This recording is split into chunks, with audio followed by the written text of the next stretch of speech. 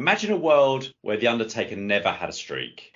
He didn't have one. He absolutely didn't have one. And transport yourself to 1998. How did The Undertaker win this match? So while Kane, I'm sure you'll go through the match, but while Kane got his heat back afterwards, which I think is such a nonsense way to keep a heel hot, because the best way to keep a heel hot is to have the heel win. I don't see the post-match attack as much of a thing, really. But yeah, I just don't really get it. Like you built this Kane storyline.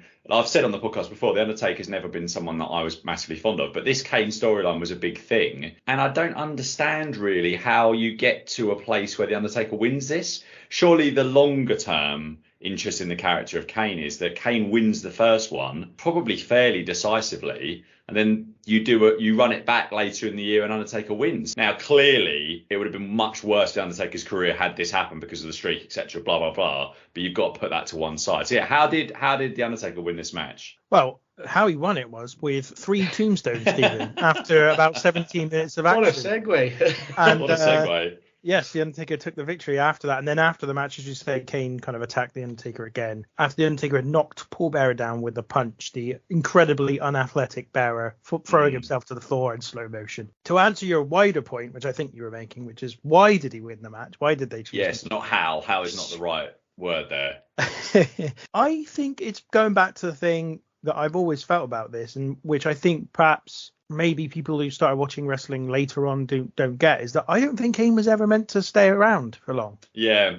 I think Kane was going to be a 2 or 3 match and done character, and he'd be out. Basically the same way as pretty much all of the Undertaker's opponents have been over the previous 6-7 years of his run. You know, like Bundy and Kama and, you know, various people of that ilk. The Executioner was around for like a couple of months, wasn't he? Like you know, Terry Gordy, I think, played the part. You know, he was not. This was just the latest monster of the week. It was a very big one. It was a massively significant one, and one that they, you know, had an amazing story, you know, genuinely one of the best built stories, I think, of all time to this match, ultimately. Although some people might object to the magic that was on show at times during the feud. Matt, I'm thinking specifically of you, although Stephen, you may also object to it. But ultimately, in terms of wielding a story and taking it all the way through from pretty much the previous summer right through to this, great story. But I do still think that they were just thinking about one match, maybe the rematch, and then that's probably it. They would probably thinking about then jobbing him out, you know, for the next 3 to 4 months, and then that would be the last you'd see of him. Now, obviously, we know that didn't happen, and Kane became a very, very significant character over many, many years. But I think at this time that was where they were going with it. So that's probably why. Yeah, I see that. And what a giant shame, because I can't believe they got this one so wrong. The storyline for this is absolutely amazing. The video package alone, I enjoyed the video package more than the match itself. You know, that you know, showing the whole story of this, I thought was absolutely amazing. And the whole Undertaker Kane saga is, I would put it up there as one of the best stories that wrestling has ever done. The problem that I have with it is when you really look at it, I mean, you know, okay, it's kind of soap opera-y, but you know, you've got burned down, you know, homes, you know, you've got scarred brothers' faces and all that, you know, and they were going to settle their beef with a wrestling match. And for me, this is one of I know it was, you know, their first meeting, but this is one of those where it felt like it necessitated something more. Like this should have been like a no DQ type thing. And I know obviously they went on to, you know, to do like Inferno matches and all that jazz later, but you know, for it to just be, you know, settled with, you know, headlocks and arm drags and all that after all that they'd, you know, clearly gone throughout their lives, it just felt like quite a mistake. I felt that really hurt it. Which was a shame because, like I said, the story was absolutely phenomenal. And I remember even, you know, when I was younger, and I was probably, out of my sort of friendship group, I was the last one to get into pro wrestling. Loads of other my friends liked it way before me. And you know, when I was younger, I remember them telling me, oh my God, you've got to check out this Undertaker Kane thing. It's the best thing. And it was awesome, apart from the match. It's interesting you mentioned headlocks and arm drags, because I'm not sure either of those two things appear in this match. But interesting point. There was a damn long chin lock. I should have said chin lock, because my God, Kane would still be holding on to that thing today if Taker got out of it. Undertaker went for a poison rana during this. Do you notice that bit? Oh, he wasn't going for that. He jumps on Kane's shoulders. Electric chair position, definitely. That was cringe. Yeah. Oh, I liked it. Oh, I didn't like that.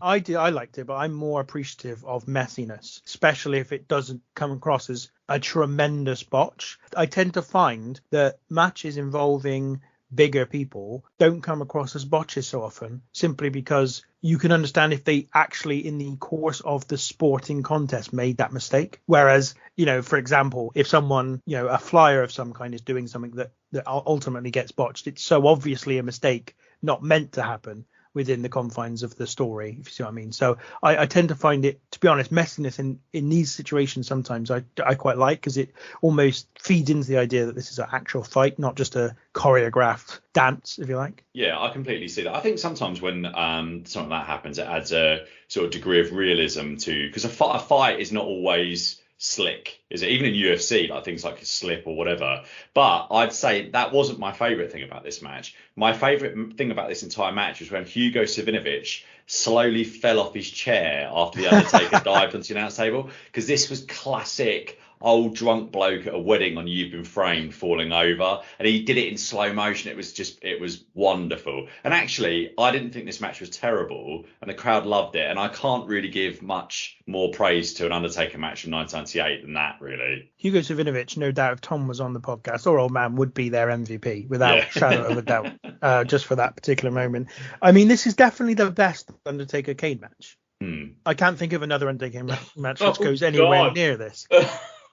Wow. I'm quite surprised. I mean, my God. I mean, I know they had... I would have thought that maybe, that they got, a little bit higher than this, but my God. No, this is definitely the best. There's nothing... They never had good matches. They didn't really have great chemistry as pair of wrestlers, in my view. We've reviewed one of their matches from later in this year on this podcast, Judgment Day 1998, where they have an absolutely awful match against each other, like just generally terrible. The Inferno match is a great gimmick, a great visual, as we've discussed before with the Bray Wyatt Inferno match that we previously reviewed. But once you've got past the visual, it's just two men who can't do anything because they're surrounded by fire, scared to death they're going to get burned. So and then after that, they had a lot of matches on Raw, but they would have been 3 and 4 minutes long and not really worth it. And yeah, this is the best. I mean, it's not a bad match. I think it's a good match personally. It's not a great match by any means, but I think it's a good match. I think they do pretty well, and the fans are into it, and understandably so. This has been built for such a long time. I do quite like what you said though, Matt, about the fact that this shouldn't have been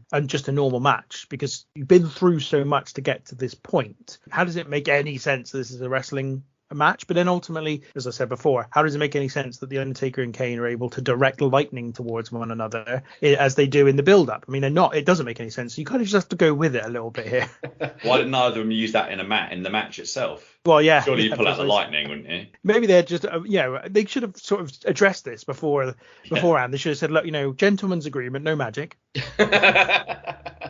Bit like Shawn Michaels and Rick Martel in '92 SummerSlam saying no punches to the face. Yeah, they agreed no lightning shots to the arse basically in this match.